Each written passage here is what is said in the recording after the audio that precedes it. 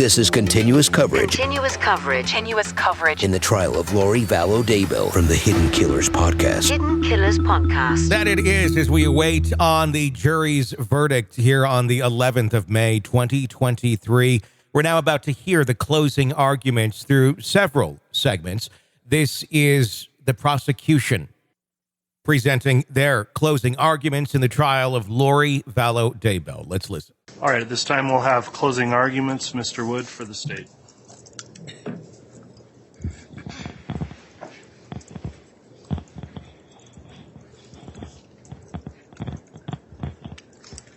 Money, power, and sex. Beginning in October of 2018, Lori Vallow and Chad Daybell set in motion a series of events that led to 3 horrific murders in the state of Idaho. Along their way, they quickly recruited and groomed her brother Alex Cox to participate in their multiple conspiracies. Each of these conspiracies as part of a larger plan for Chad and Lori to be together, unencumbered and free of obstacles. This plan was driven by Lori Vallow's desire for and use of money, power, and sex. And this plan that she set in motion must end today in the verdicts you render in this trial. Idaho murder number 1. Tylee Ryan. Tylee was Lori Vallow's 16-year-old vibrant daughter. She had a whole life ahead of her. Tylee was murdered between September 8th and September 9th, 2019. Lori Vallow was responsible for Tylee's health and safety. But instead of protecting her, Lori Vallow, Chad Daybell, and Alex Cox conspired to murder her. Acting together, they caused her death. Tylee's body was burned beyond recognition. Her body was dismembered in such a grotesque and extreme manner that the medical examiner had to determine the cause of death as homicide by unspecified or unknown means. She was burned and buried in Chad Daybell's backyard on September 9th, 2019. What was left of her body, they dumped in a green bucket and buried in a pet cemetery on top of a piece of her skull. Tylee was gone and buried and out of the way, but Lori Vallow kept collecting Tylee's money. Tylee Ryan had been receiving Social Security benefits from the death of her father, and Lori personally took steps to make sure that she kept receiving that money after Tylee was murdered. Lori never reported that Tylee was missing or dead. Not only did she not report it, she lied to multiple people about Tylee's location and whereabouts, including to the police. She had to keep her body hidden so she could keep getting the money. Idaho murder number 2. Between September 22nd and 23rd, 2019, J.J. Vallow's voice was silenced forever by a strip of duct tape placed across his mouth. A white plastic bag was placed over his head, where it was secured tightly with duct tape, being wrapped around and around from his forehead to his neck. The evidence shows he struggled, and we'll never know how long he fought before they bound his wrists, his forearms, and his ankles with duct tape. That white bag that was placed over his head, that was duct taped over his head, cut off his airways. So he stopped breathing. His heart stopped beating, and he died. It was a brutal, horrific murder of a 7-year-old boy with special needs. A 7-year-old boy with special needs. JJ's body was placed in a black plastic and buried like a piece of trash in Chad Daybell's backyard, in a shallow but well-prepared and precise grave. Just like Tylee, JJ was the recipient of Social Security benefits from the death of his father, Charles Vallow. Just like Tylee, Lori never reported that JJ was missing or dead. Why? He had to remain hidden so she could keep receiving the money.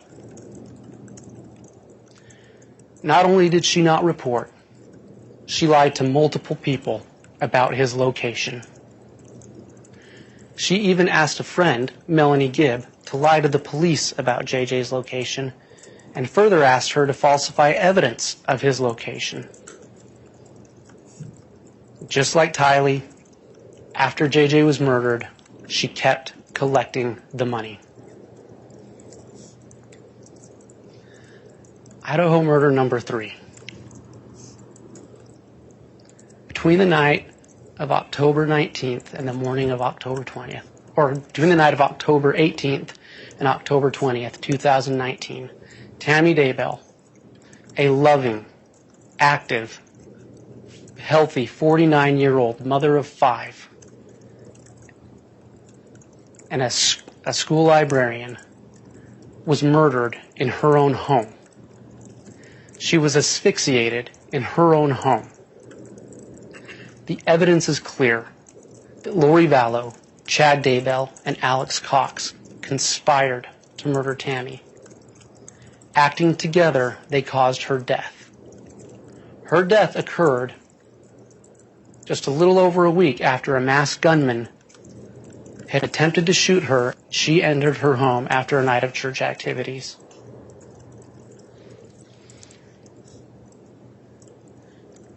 When their first plan didn't work, they formed a second plan, and she was asphyxiated. Lori was conveniently gone for both the attempted murder and the successful murder.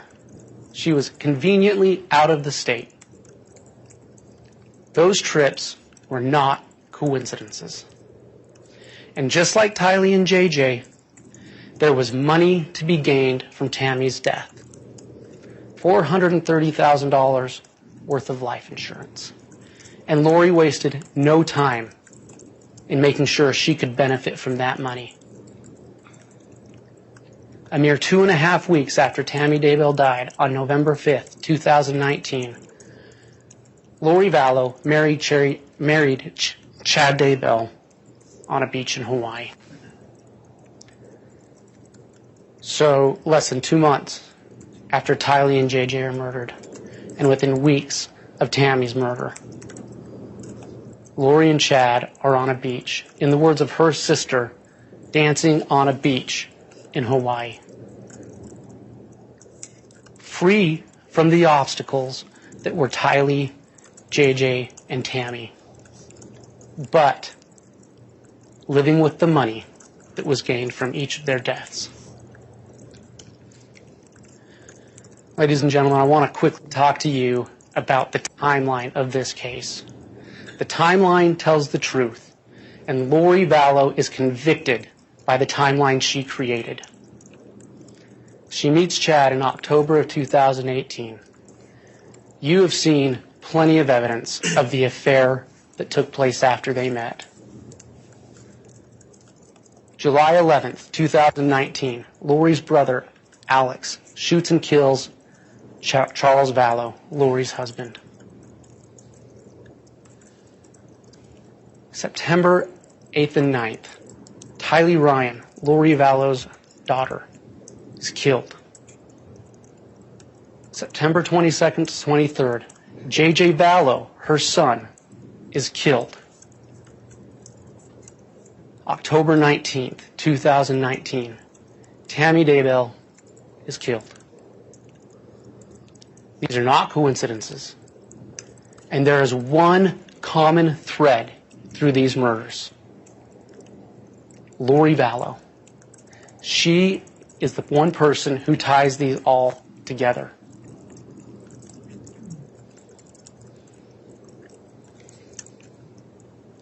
You heard about the investigation and how it got started, looking for a Jeep that was used in an attempted shooting at Brandon Boudreaux on October 2nd. You heard about Chad and the life insurance. They're married November 5th. You heard about how the Rexburg police got a call looking for JJ towards the end of November. And that kicks off the investigation looking for JJ and Tylee. How they searched the apartments. And how finally, through their investigation, the bodies of Tylee Ryan and JJ Vallow were found on June 9th. Tammy's body was exhumed on December 11th. Alex Cox died December 12th.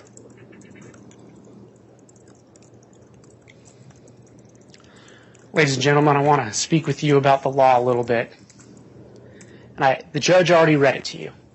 And I'm not going to go through and read it to you again. But there's some things that are important to point out. And so in the jury instructions, you have them, you don't need to turn to them, but as you go back and deliberate, there's things we want you to think about. In jury instruction number 28, which is the elements you need to find to establish that Lori Vallow is guilty of conspiracy to commit murder and grand theft against Tylee Ryan. Some of those things are easy. The dates, the state of Idaho, those are incontrovertible. Conspiracy comes down to, this is a crime of agreement.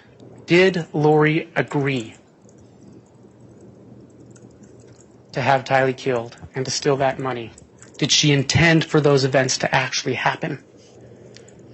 And did someone, any of the conspirators, perform an overt act in furtherance of that agreement?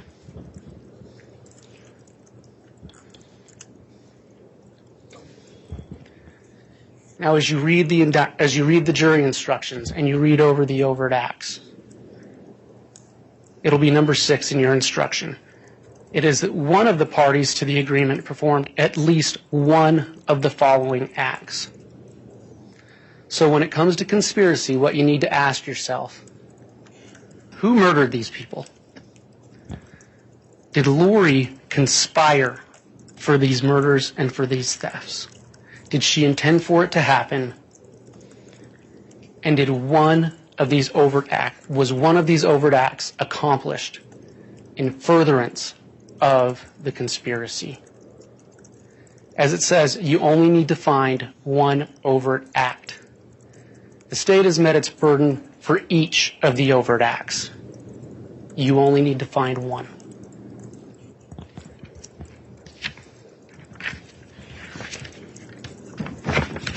Turning to jury instruction number 29, which is the actual murder of Tylee Ryan.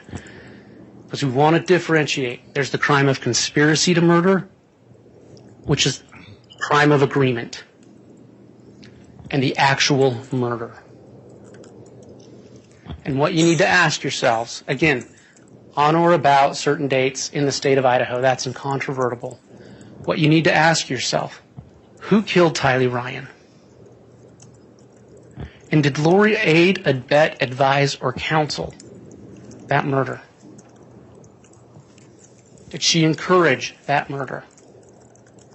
You remember in voir dire, when you were all asked, and you all raised your hand, about the question, someone is proven to have aided or abetted, could you still find them guilty?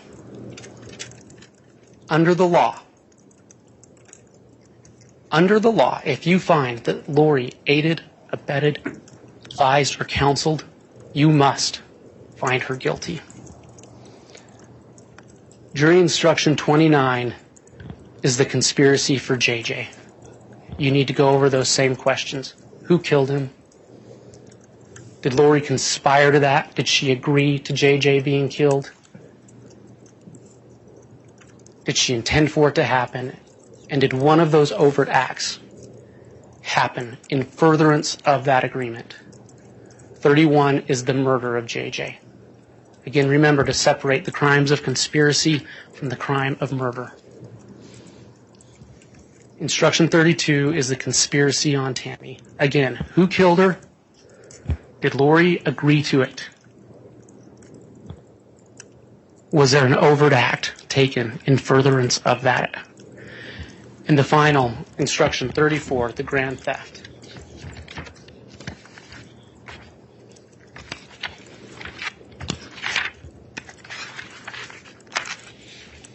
To find her guilty, you need to find that she deprived the United States of money that belonged to them and not her. You can find it by two ways, that she deceived them or that she just intended to keep the money. That's a summary of the jury instructions, ladies and gentlemen. When you go back to deliberate, read them carefully. And as you do, you will find that the state has met its burden of proving these elements, each and every one of them, beyond a reasonable doubt.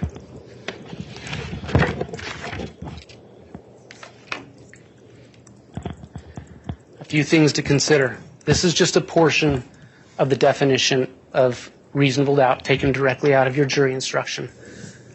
Follow the jury instruction, read the whole jury instruction. But I want to point out, a reasonable doubt is not a mere possible or imaginary doubt. It's not something you make up.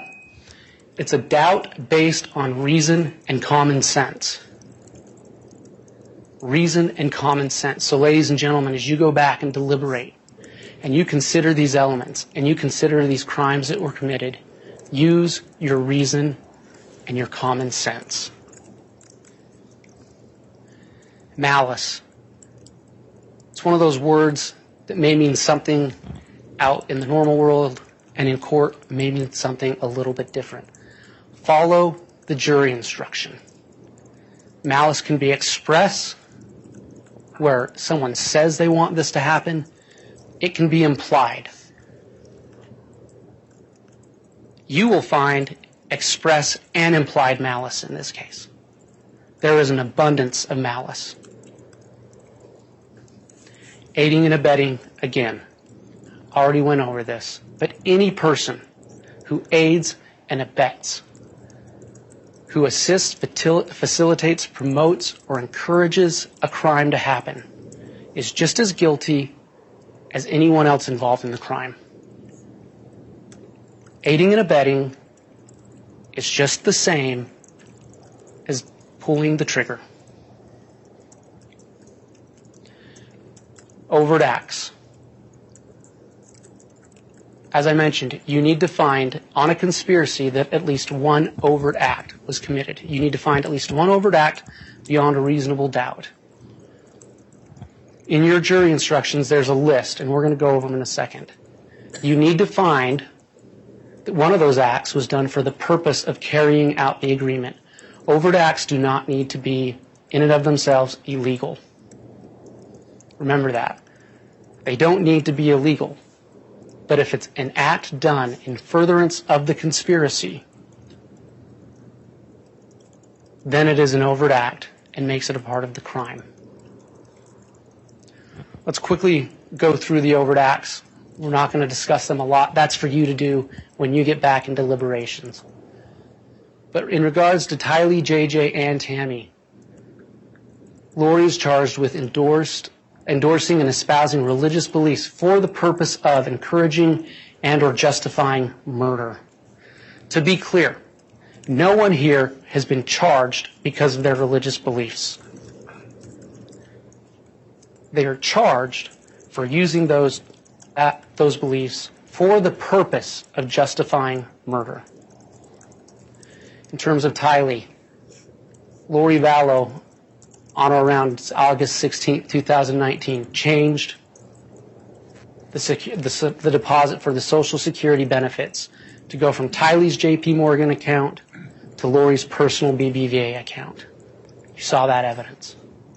In regards to the conspiracies on Tylee, JJ, and Tammy, Lori Vallow, along with Alex Cox, Tylee Ryan, and Joshua Jackson Vallow, JJ Vallow, moved from Arizona to Rexburg. Why is that important? Why is that an overt act? They couldn't kill the kids in Arizona, where they had friends and family. Moving to Rexburg was the catalyst for these murders. They had to hide Tylee and JJ. They had to go somewhere where nobody knew them. So moving to Rexburg furthered the conspiracy to kill Tylee and JJ, and it brought Alex Cox to where he could kill and help kill Tammy Daybell. In regards to Tylee's conspiracy, Chad Daybell Googled south-southwest wind and visited the website, what's the definition of south-southwest wind? In regards to Tylee, you heard evidence that in the early morning hours of September 9th, Alex Cox went to 565 Pioneer Road, apartment 175. That was Lori's apartment. Also in regards to Tylee, that Lori failed or refused to contact Social Security to let them know of Tylee's death. And that she continued to wrongfully collect those Social Security benefits. In regards to JJ, on September 23rd, Alex Cox took JJ. He took custody of him. Also in regards to JJ, November 26, 2019, Lori Vallow provided a false and or misleading physical location of JJ to the police. You saw that on video. Also, in regards to JJ, September 23rd, 20th through the 19th, that she failed or refused to contact Social Security to inform them of JJ's death. Why? To further the conspiracy of grand theft, to keep the money. And that she continued to collect that money, furthering the conspiracy. In regards to the conspiracy to murder Tammy, again, Chad Daybell and Lori Vallow espoused or endorsed religious beliefs for the purpose of justifying Tammy's homicide. September 1, 2019, again, they moved to Rexburg. I've already spoken about that. There were text messages in regards to the conspiracy for Tammy between Chad and Lori regarding death percentages for Tammy and JJ, July 30th, 2019. Chad Daybell obtained a burner phone on September 18th, 2019. Alex Cox obtained a burner phone October 9th, 2019. All these steps taken to further their conspiracy. Further on Tammy, text messages between Chad and Lori about Tammy being in limbo and Tammy being possessed by a spirit.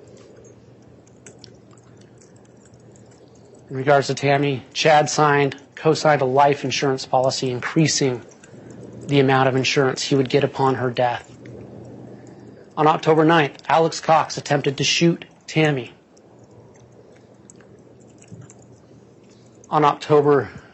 Between October 8th and October 12th, Alex Cox conducted multiple internet searches related to Grendel Drop, related to a Dodge Dakota, all in furtherance of the conspiracy to kill Tammy. He goes to gun ranges in furtherance of the conspiracy. He went to Sportsman's Warehouse. You saw what he bought there. And then on the night that Tammy died, Alex Cox goes to a church parking lot just about 2.5 miles south of Chad Daybell's house. These are all overt acts. Things done to further the conspiracy. Steps taken to get to murder. Let's talk about some of the digital evidence you've seen in this case. You've heard evidence from HomerJMaximus at gmail.com, Chad.Daybell at gmail.com, LollyTimeForever at gmail.com, other phone data and iCloud accounts. Let's look now, as we're thinking about these overt acts and the steps taken for murder. What was Alex Cox Googling? On October 1st, the day before Brandon Boudreaux was shot at, he Googles Brandon Boudreaux's address. October 8th, the day before Tammy is shot at, he Googles drop from 100 yards to 300 yards. He's figuring out how to sight in his rifle. October 10th, after the failed shooting, in what you heard from the Gilberts, Todd and Alice Gilbert, was an unseasonably cold October. How to prep your AR for the cold. AR-15 cold weather operation. How to help your AR load in the cold. FBI simulation shooting a 5.56 through car doors and walls. Then, 2008 Dodge Dakota steel body thickness. You heard testimony Tammy and Chad had. It was a 2004 Dodge Dakota. But he's figuring out shooting the steel body thickness just the day after he messed up his first attempt on Tammy's life. How to drill baffles to make a suppressor. Chad Daybell. Talking about overt acts again. September 8th, he searched south-southwest wind and visited what is the definition of south-southwest wind direction. Why? Because the next day he knows he will be burning Tylee Ryan in his fire pit, and he needs to know which way the wind will be blowing. You heard testimony of the officers who searched that account. This is the only time he searches wind direction. The only time. Lori on lollytimeforever@gmail.com, 8/25/2019. She's searching wedding bands made of malachite. Tammy's not dead yet. They've gotten rid of Charles, but Tammy is still alive, and she's already searching for wedding rings. 9/30/2019, a couple of days before Brandon Boudreaux was shot at from the back of a Jeep Wrangler. How to take the back seat out of my Jeep Wrangler. October 22nd, 2019, the day that Tammy Daybell is being buried. What is Lori doing? She's looking up wedding dresses in Kauai. Her boyfriend's wife is being buried that day, and she's already looking for wedding dresses. Let's talk about Tammy Daybell's phone and the text that was recovered from that phone. September 9th, 2019, at 11:53 a.m., Chad Daybell places himself in his own backyard, and he says, to Tammy, "Well, I've had an interesting morning. I felt I should burn all of the limb debris by the fire pit before it got too soaked by the coming storms. While I did so, I spotted a big raccoon along the fence. I hurried and got my gun, and he was still walking along. I got close enough that one shot did the trick. He is now in our pet cemetery. Fun times." This text is where Chad Daybell told us where to locate Tylee Ryan. This text is where Chad Daybell told us he burnt her limbs. This text was further suspicious. Raccoons in daylight. It's not impossible, but they're nocturnal. And then he buries it in his pet cemetery. You saw the satellite footage of later in the day of September 9th. The disturbance in the ground near the pet cemetery. The day after Tylee Ryan is last seen in Yellowstone National Park. She's never seen again. But she turned up in that pet cemetery that Chad Daybell was talking about that day. He told law enforcement where to find her. There are patterns that emerge through the digital evidence and through these iCloud accounts about Chad and Lori's affair. You've read and you'll have back in deliberations the James and Elena story. Their future together. This was all a plan. Like I said at the beginning, a plan for them to be together without obstacles. Obstacles is the word they used. You learn about the relationship between Chad and Lori and Alex, and how Lori is the conduit of information to Alex. How Alex does what Lori tells him. the plan to remove obstacles. And those obstacles are Tylee Ryan, J.J. Vallow, and their spouses, Charles Vallow and Tammy Daybell. And you also start seeing the need for money, how this revolves around money. I'm going to remind you about Colby Ryan's testimony, her son's own testimony, that every 2 to 3 months, Lori would tell him, we're out of money. So it was a concern for her. In terms of the digital evidence, one of the overt acts is that on September 9th, Alex Cox went to Lori's apartment. You see here, September 9th, from 2:42 a.m. in the morning to 3:37 a.m. in the morning. Alex Cox goes to Lori's apartment. Why is that significant? September 8th, the last known sighting of Tylee Ryan. September 9th, she's buried in Chad Daybell's backyard. That morning, there's a phone call between Chad Daybell and Alex Cox. It's a 3-minute phone call at 8:11 a.m. By 8:49, Alex Cox is moving. We can track him by his phone. And at 9:15, he's just south of Chad Daybell's residence. These are the hits on GPS on Alex's phone on September 9th. From 9:21 to 10:57. Here's the burn pit that Tylee was burned in. Here's Alex's GPS hits right by where Tylee is buried, feet away. Another hit at the gate coming in. Again, within the same time frame as the text from Chad to Tammy about the raccoon. An overt act taken to further the conspiracy of the murder of Tylee Ryan and to keep stealing her money. At 11:47, Alex is just north of Chad Daybell's residence and heading south. They've done the deed. They've burnt Tylee. They've dismembered her, and they've buried her.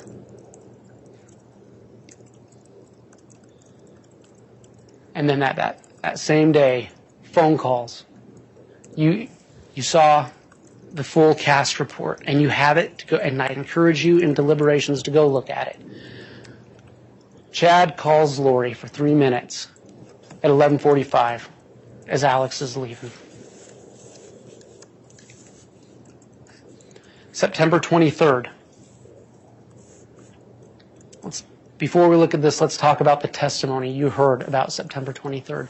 Melanie Gibb and David Warwick spent the weekend of September 22nd and 23rd with Lori Vallow in her apartment. Lori tells Melanie, JJ is a zombie. He's acting totally different, using a religious belief to justify his death. An overt act. On the morning of the 23rd, David Warwick inquires of Lori, where's JJ? She tells him that he's been climbing up the cabinets and the refrigerator. So she sent him with Alex Cox. An overt act. Alex Cox took possession and custody of JJ that morning. We can see that from 9:01 to 9:41, Alex is in his apartment on September 23rd. There's a phone call, a 38-second phone call from Chad Daybell to Alex Cox that morning. 38 seconds at 9:25. By 9:45, Alex is again on his way to Chad Daybell's house. This time with J.J. Vallow in tow. September 23rd. Here's Alex's phone. Mere feet from where JJ was buried. Last known sighting of JJ, September 22nd. He was never seen again. No matter how many tips the police followed up on, they never found him. They never found Tylee until they found him here, where Alex's phone was being hit by GPS. He shows up, the first is at 9:55. At 10:12, he appears to be leaving on a Wi-Fi hit. So about 17 minutes. That grave was not dug in 17 minutes. That grave was too precise. It was too well prepared. This was planned. This was premeditated murder. Lori encouraged it. She aided it. She handed her boy off to Alex Cox. And then Alex Cox, at 10:12, heads back south to Rexburg. There's a lot of electronic devices in this case. You heard about a lot of electronic devices. This one is significant. Chad Daybell, on October 9th, activates a new phone. In a text to Lori from his old phone number, his normal phone number, he says, "I will call right now from a 401 number." That was at 10:26. Oops, went the wrong way. 10:27. He's calling from the new 401 number.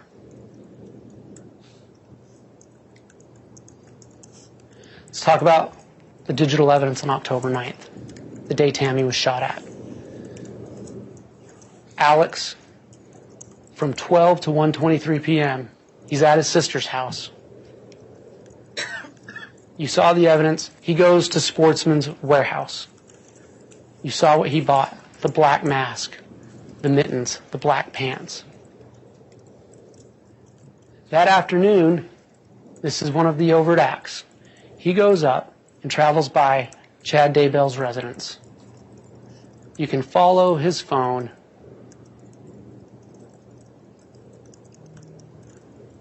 as he scopes out the property again. And then he drives back past it. And then you remember seeing the evidence that his phone that night stayed at his apartment.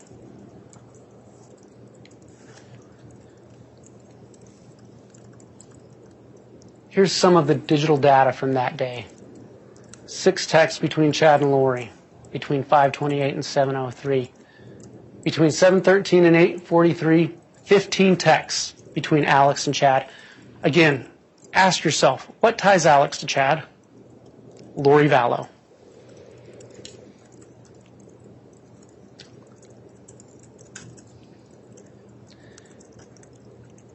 You remember Zulema Pastena's testimony that night, about that night.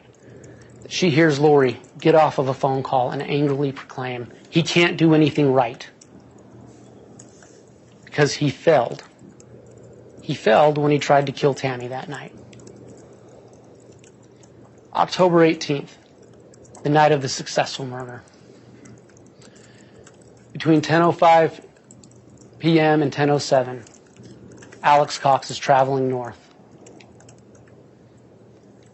From 10:07 to 10:45, his phone is tracked at the Salem Church. This is just approximately 2.5 miles south of Chad Daybell's house. This is the night Tammy dies. This is the night Tammy was murdered.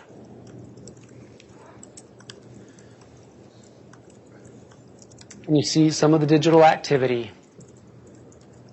10 text messages between Alex and Chad between 10:23 and 10:54. At 11:28, an image is deleted off of Tammy's phone.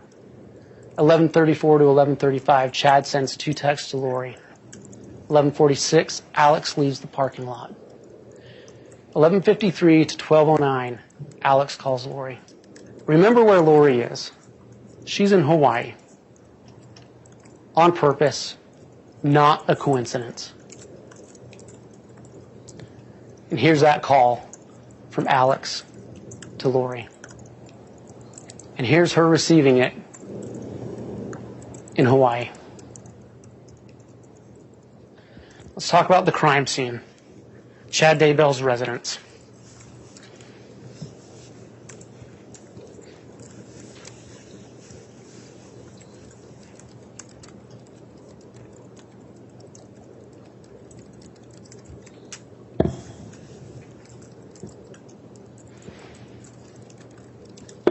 For some reason this isn't coming through.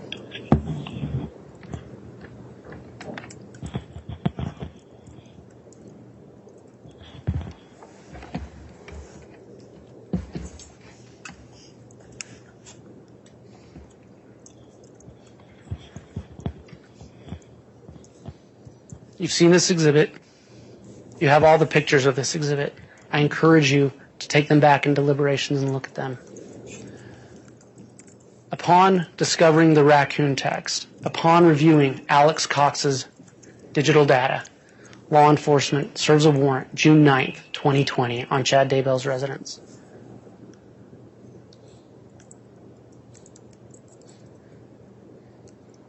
You remember multiple officers testifying to you of watching Chad Daybell in that front yard, sitting in his car, nervously looking over his shoulder to the location where Tylee was buried. You heard a phone call that morning from Chad and Lori that was recorded. They're searching the property, and you can hear the fear and the guilt in both of their voices. They know what's about to happen.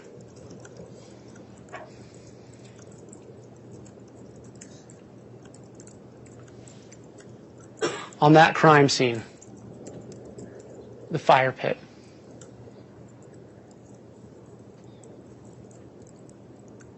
This is how it was found by law enforcement that day.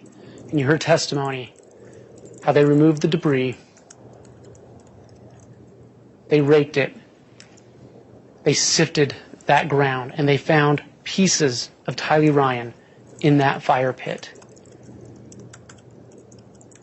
They found this chain in that fire pit.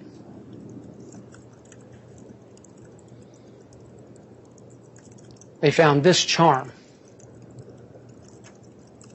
that's also located on State's Exhibit 6, being worn by Tylee Ryan.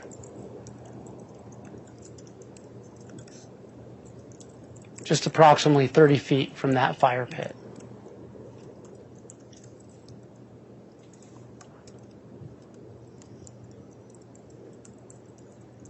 And the pet cemetery. Again, you saw satellite footage that same day of the disturbance in the ground.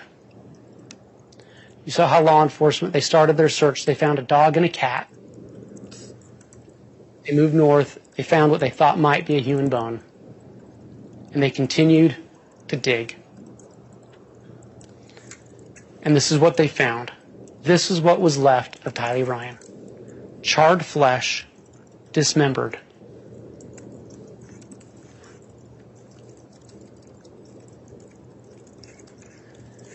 They came back the next day and found this bucket. You heard the testimony of multiple officers talk about how it felt like this ground had concrete or quickrete in it. It was hard, and they had to finally use the backhoe to pull it off to get to this bucket. And when they finally did, they found this material that was Tylee Ryan. And again, sitting on top of a piece of her skull.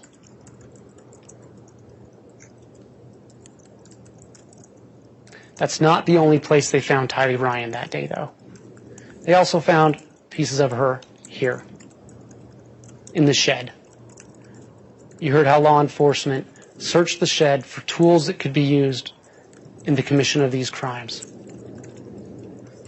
These shovels, this pickaxe, were of particular interest to them. You heard testimony of this pickaxe, how it was taken to the Idaho State Lab. How in the eye of that pickaxe, there was material that looked different than the dirt, so it was separated out. It was tested for DNA. It was tested against a profile of Tylee. And it was Tylee, in the eye of the pickaxe. This shovel, You heard how on the back of the kick plate of that shovel, there was a piece of material that looked like it could be organic material. Again, it was tested for DNA, and it matched to Tylee Ryan. There was blood on the handle, tested, and it matched for Tylee Ryan.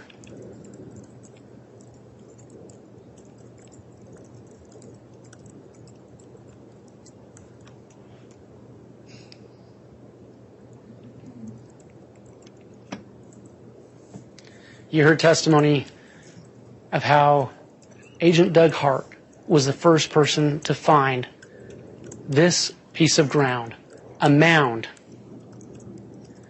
The vegetation was lower. You heard how he'd had training to find clandestine graves. You heard how he put his hand on the ground and felt the seam of the sod that had been removed. That he tried to probe it, and his probe wouldn't go through. And why? Because they found this. Meticulously placed rocks and boards.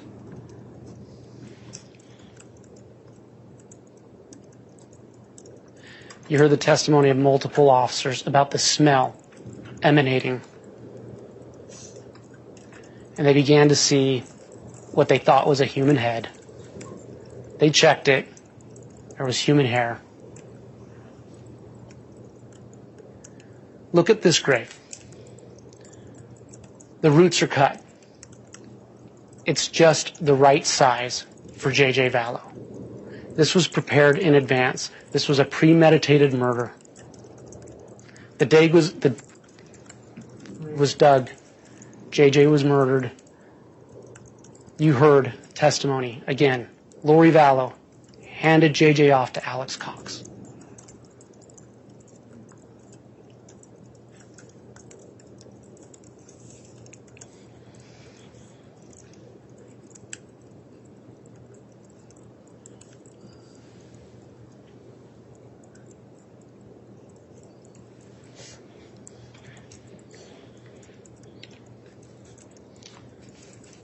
Tylee, JJ, and Tammy can't tell us what happened, but their bodies do. You heard testimony about the testing that was done on Tylee. One, they had to do DNA testing just to identify her because she was too broken up and too dismembered. You heard Dr. Christensen and Mr. Halapaska talk about puncture wounds in her pelvis. How those wounds were not the wounds of dismemberment. They're separate wounds in her pelvis. J.J. Vallow, gagged and bound. Tammy's body, bruises consistent with restraint. Homicide by asphyxiation. This is Tylee. Here are the marks talked about by Dr. Christensen and Mr. Halapaska. That's not where she's being dismembered. Mr. Halapaska said those marks are consistent with stabbing.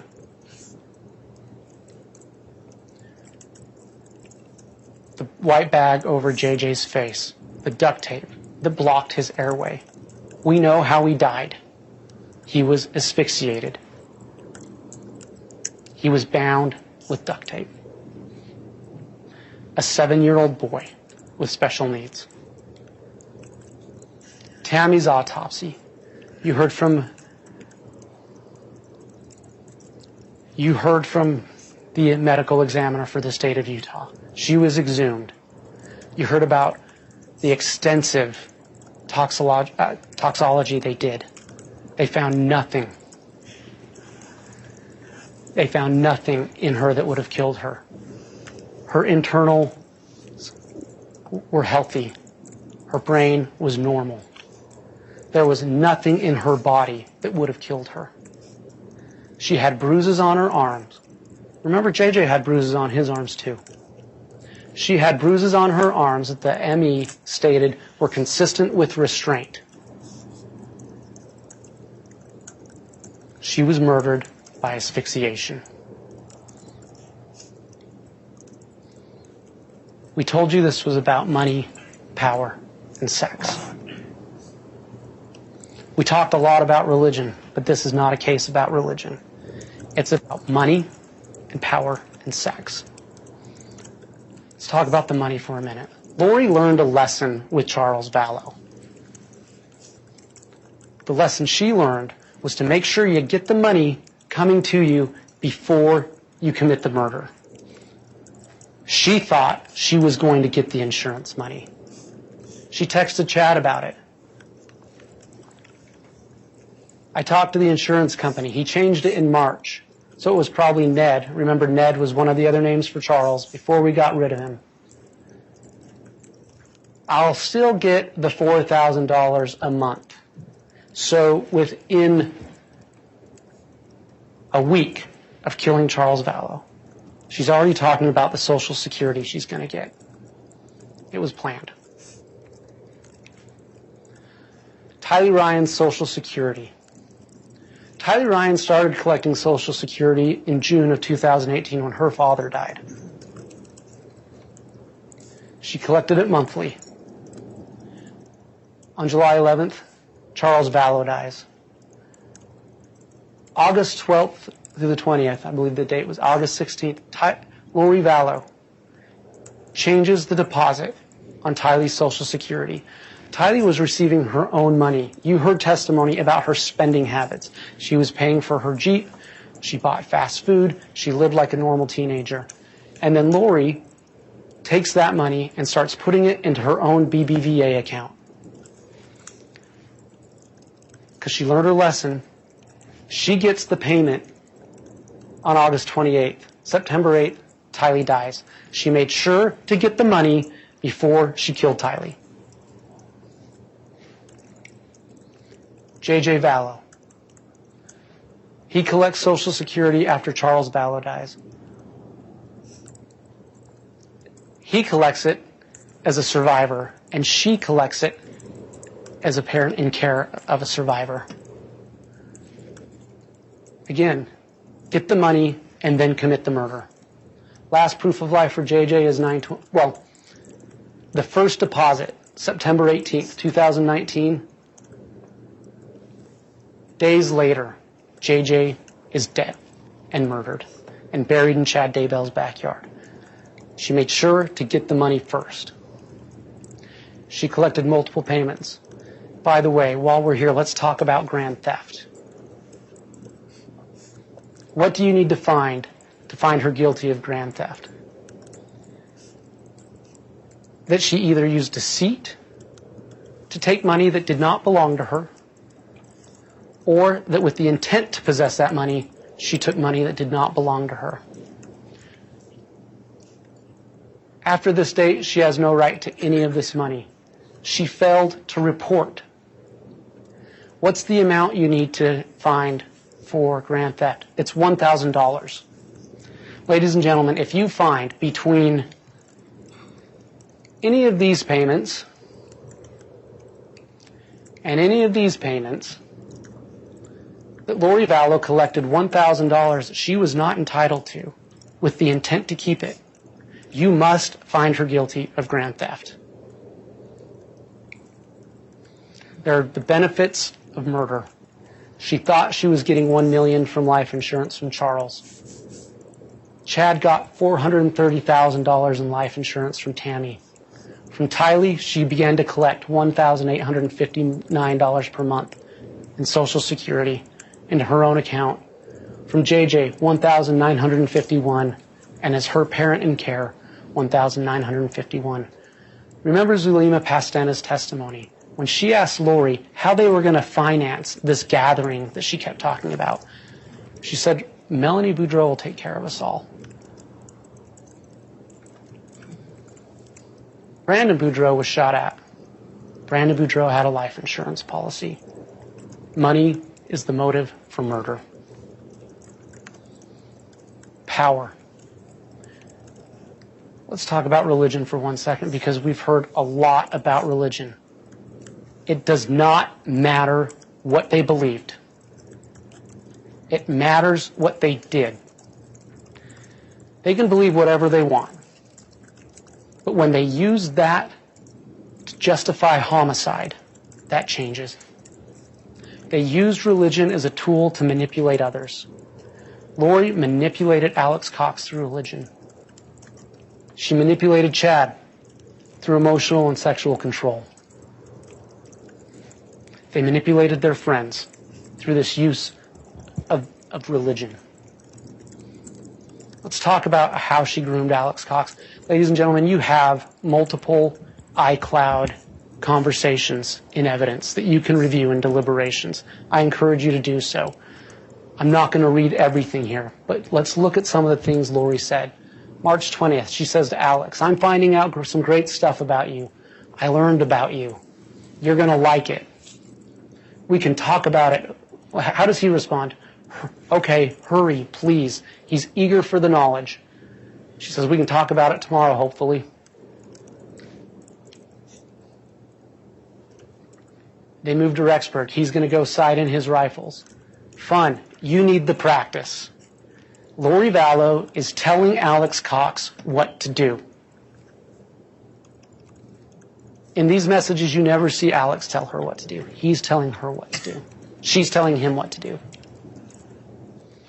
They have a conversation about JJ and a boy named Zach. And he says, my lips are sealed. How does she respond? Good boy. Learning more. I'll fill you in the afternoon. Again, she's the conduit of information to Alex.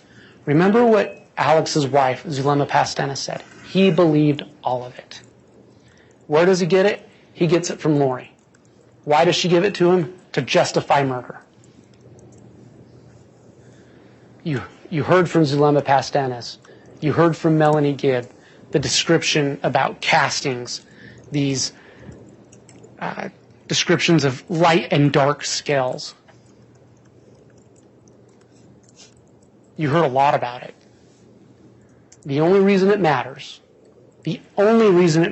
is because it's the tool they used to manipulate others. They used it to manipulate Melanie Boudreau. They used it to manipulate Zulema, Melanie Gibb, Alex Cox. Again, who is the common thread here? It's Lori Vallow.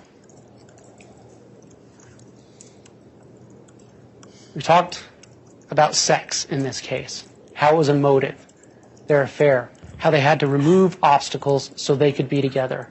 Those conversations often turn sexual.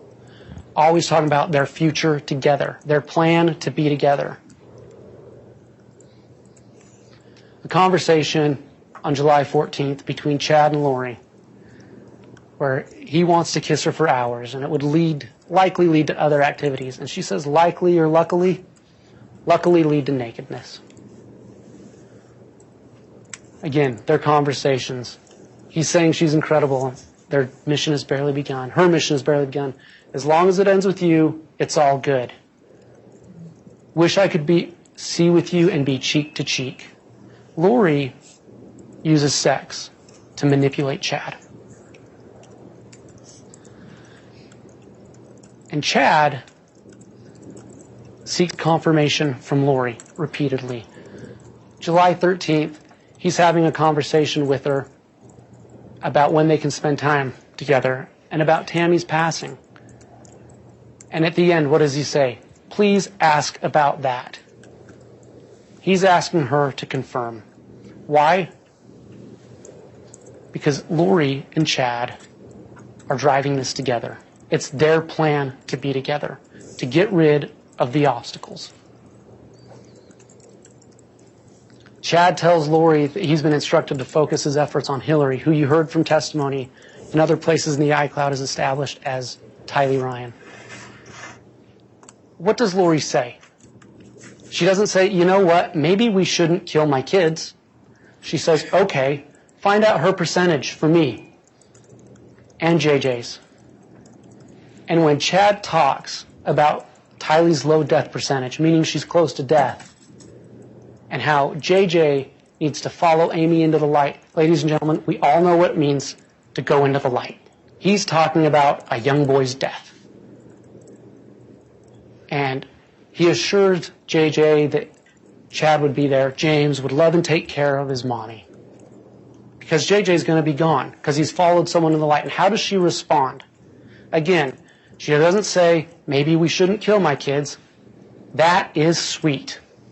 I miss you desperately. She wants these children gone. There is no doubt. She wants these children gone. She is encouraging their murder. July 23rd. She asked Chad, need you to check JJ. When you get home, check Tylee. She's being super sweet and helpful. And she cleaned her room. She got switched. Totally not her. See if she got switched. Again, they're using this religion, even amongst themselves, to justify murder. And she's encouraging it. This isn't fantasy. Those children were found in real life, dead, in Chad Daybell's backyard. Again, 7/26/2019. In response to a text from Chad, need you to check JJ. She said he was calm and he watched movies all day, which he would never do. Justification for murder. This isn't JJ. Justification. She's encouraging, she's aiding. This text removes any doubt that they are talking about murder. From Chad to Lori, 7/30/2019. I got the inspiration to go back to my original death percentages that helped us track Charles. Not me, us. Charles, Ned, etc. What happened to Charles?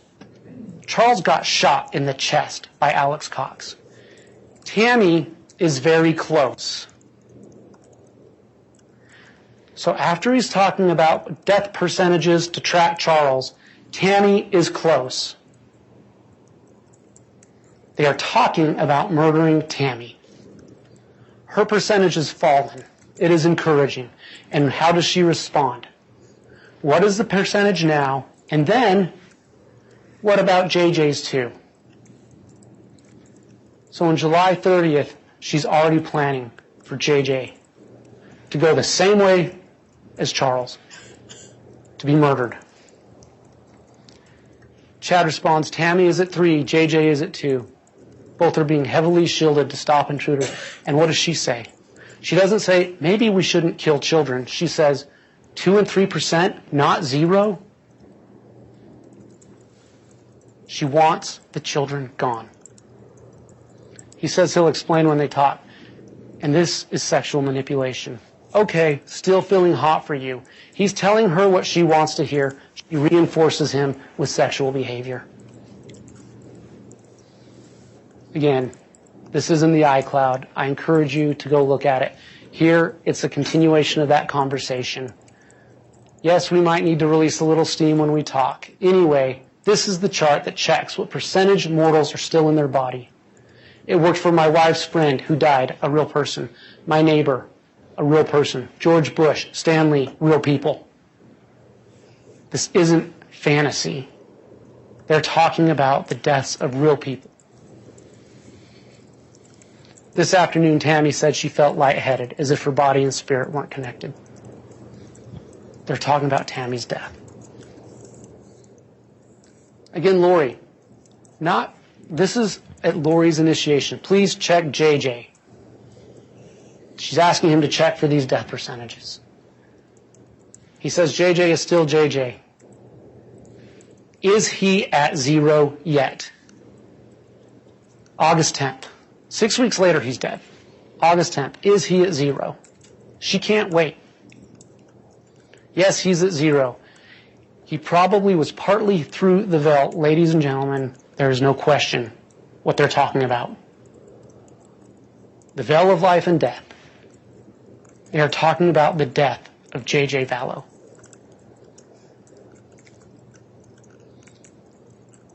August 10th. Again, Lori initiating this conversation. Do you think there is a perfectly orchestrated plan to take the children and we just have to wait for it to be carried out? I feel lost, like I should be doing something to help. Not, I think we shouldn't kill the children. I should be doing something to help for the children to be taken. And Chad tells her, there's a plan. What should I be doing? What do I need to do to make this happen? That's what Lori's asking. And he tells her she's doing everything right. He said to just keep resolving the telestial issues so you are unencumbered and fully free. Unencumbered by your children, fully free. Think about the money. Think about how Lori would talk about JJ. She saw him as difficult.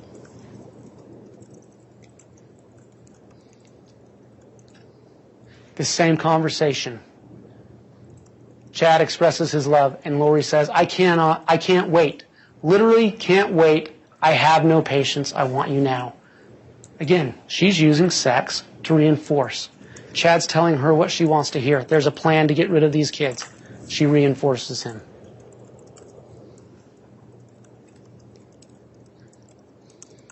The next day, Lori says to Chad, I'm so alone without you. It's devastating. He says, we are surrounded by celestial relatives that are simply obstacles. I'm so sick of it. Again, she doesn't say, maybe we shouldn't kill our relatives. Me too. What is it that you really want?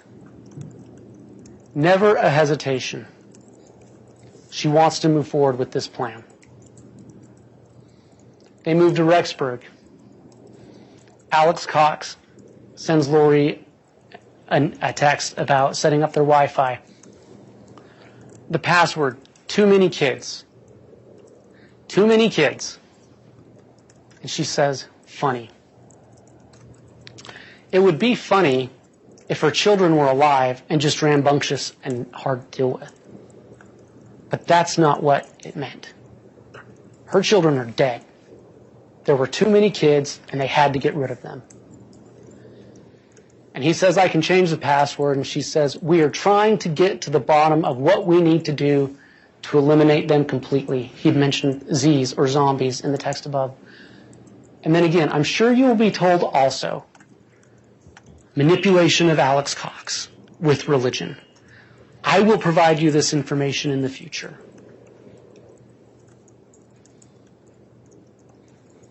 Four days before Tammy is shot at.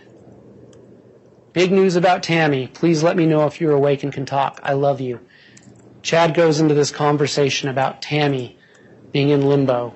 There's a demonic entity in her. He goes on, and then what does he say? Please seek a confirmation on this. Why is that important? Because Chad's not going to act without Lori saying so. Seek a confirmation. Not fully sure of the timing for removal, but once her actions verify the differences, I don't want to wait. And he's asking Lori for confirmation on that. Interestingly enough, 2 days after that conversation, Lori texts Melanie Boudreau, I'm really feeling like we need to go to Missouri and work. They go to Missouri. They fly out of Phoenix the morning of the 9th, head to Missouri. So she's gone at the attempted shooting. So she can try to separate herself from the attempted shooting. Melanie asks her some questions about the kids and about the logistics. Lori tells her, you need to be unavailable, that's the schedule. And how does Melanie respond? Okay, Captain. Why does she say okay, Captain? Because Lori's in charge. The day of Tammy Daybell's death, she's texting Chad, not fun without you. His wife just died. She didn't just die, she was murdered. And that's why she feels comfortable texting him like this. The next day, she says to him, I'm missing you more. I need you desperately. I can't wait. That same day, he texts her about the Lily workout plan. Remember, Lily is another name for Lori. This is her workout plan for him to get in shape. She says, I love that plan. Not soon enough, though. This is torture. She's moving this along. She's moved this plan along the whole time. Again, just more love text between Chad and Lori. Ladies and gentlemen,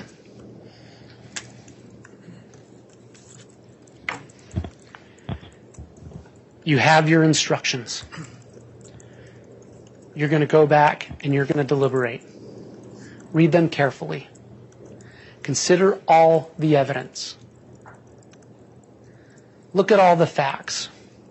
Look at the timeline. Look at the timeline. Charles Vallow, Tylee Ryan, JJ, Tammy. All within a short time frame. How are they tied together? Who could have killed those people? You have Lori Vallow, Chad Daybell, Alex Cox. Who had motive to kill those people? Lori Vallow and Chad Daybell. What is the thread between Alex Cox and Chad Daybell? Lori Vallow. Who benefits from these murders? Lori Vallow gets Tylee's money. She gets JJ's money. She and Chad get Tammy's money. Ladies and gentlemen, the burden is beyond a reasonable doubt. A doubt based on reason and common sense. What does your reason and common sense tell you? You've seen what happened to her children. What happened to Tammy? She never reported the children missing. She lied and she lied and she lied about where they were. And while she lied, she kept collecting the money. You saw the text between her and Chad. She is moving this plan forward. That's why they moved her expert. She's moving this plan forward. There is no question that Tylee Ryan, JJ Vallow, and Tammy Daybell were murdered. Who is the common thread? Lori Vallow. What does justice for these victims require? It requires a conviction of each and every count. She conspired for Tylee to die and to keep her money. She conspired for JJ to die and to keep his money. She aided and abetted in Tylee's murder. She encouraged it. She aided and abetted and encouraged JJ's murder. She aided and abetted and encouraged, or she conspired. Let me repeat that. She conspired and agreed to Tammy Daybell's murder. Look at the timeline. Ladies and gentlemen, go back through the elements, go back through the evidence, and you must convict her. That's the latest in the trial of Lori Vallow Daybell. Prosecution's closing arguments, defense closing arguments coming up next, followed by the rebuttal as we continue to sit here and wait for the jury to come back with their decision. Will it be tonight? We will have to find out. We'll bring it to you as soon as it comes down here on the Hidden Killers Podcast Network.